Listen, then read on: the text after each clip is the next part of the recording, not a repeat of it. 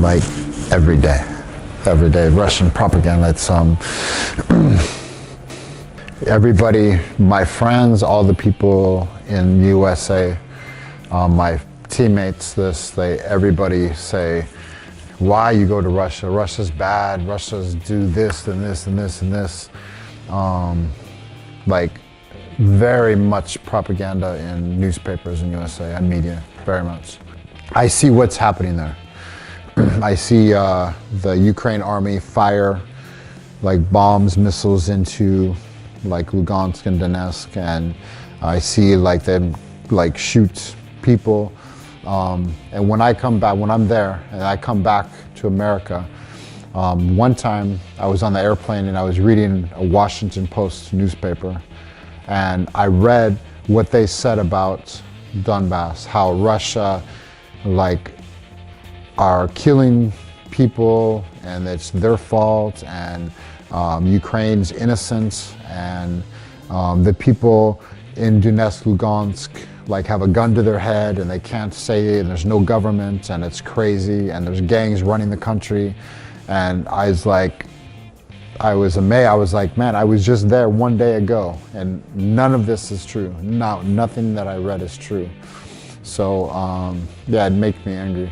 The situation is the people, the regular people are suffering. Like imagine like Moscow, they just split in two. They say, okay, this side Ukraine, this side for like Donetsk or Lugansk, like this side Donbass. And it's like crazy, like maybe your family on this side, maybe the hospital on this side, the school on this side, your job on this side, and the people are all suffering. The people are struggling, like their families over here and they can't cross the border. I feel bad for the people. This is a political thing. This is, you know, Ukraine has gone like crazy. Ukraine, like the governments of Ukraine has like gone towards the West, towards the European Union, towards the United States, getting bombs, missiles, support from the United States.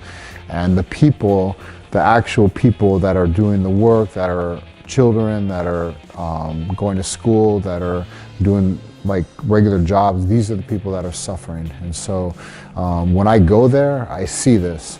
And it makes me feel like very sad inside to see like so much suffering from these people.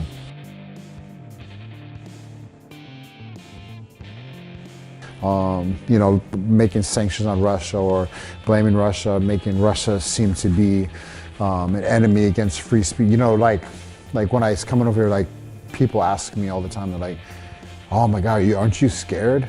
I'm scared of what? Like they're gonna put you in jail. For what? Why? Like all the people running around killing each other. I go, no, this, like, what are you talking about? This is crazy. Like there's not, Russia's more safe. People aren't running around with guns in Russia. You're thinking of the United States.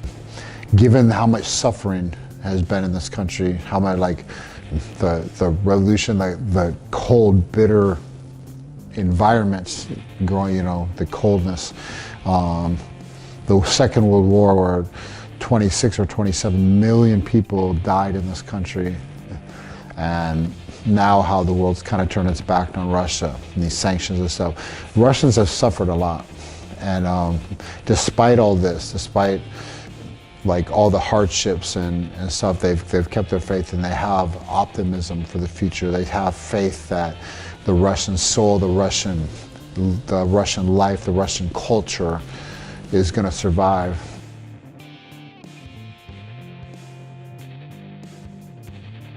A lot of Russians, like, all they want to do, like, is be appreciated by the world. Like, they feel pride in themselves, they feel pride in the country, but they want people in the USA, they want people in Europe, they want people from around the world to say, hey, look, this country's good. Many Russians put the needs of the family, of other people above material needs, above, like, financial needs. And America needs to take a look at this, because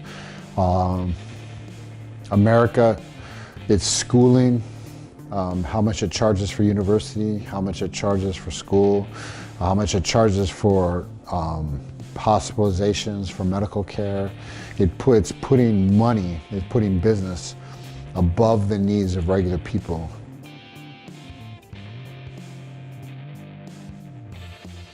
Well, you know, my friends always say, and people ask me, is like, why did you choose Russia? Why did you choose Russia to go do, to make your life, to work, have a child like this? But I think Russia chose me. You know, Russia, and it's not because of the economics. It's not because there's beautiful places here. It's the people. The people have accepted me and have treated me like family, like invited me to their homes, literally. And Russia, it's different than USA. In Russia, when people make eye contact with you and talk to you, they're very sincere and they're honest, and it comes from the heart. And if they invite you to your home and you spend time with the family, and they accept you, then you're always going to be like a friend. You're always going to be that way. And it's not artificial. And so this way I've met many of my best friends in Russia. And so of course I want to be where I feel like I'm at home. But it was coming here time and time again, many, many times, that I started feeling this connection with the people. And I realized there was something about Russia, there was something that drew me here, that made me want to come here like a magnet. And that's when I started to love Russia, and I love the people. And that's when I felt, even before I got the passport, that's when I felt like I'm Russian. And then when I got the passport, to me it was okay, thank you, спасибо. But I'm already Russian. It's just you just made it official, but I've been Russian for 2 years, so.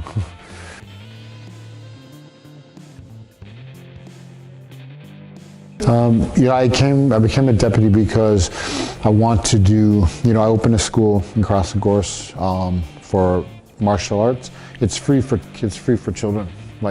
All children come for free. We offer all our classes for free. And this is important because it's giving back. So as a deputy, I want to give back. That's what I want to do. I want to make a difference for people. Many, many, many people have helped me in my life. Helped me in sports, helped me in my life, helped me in every aspect of my life.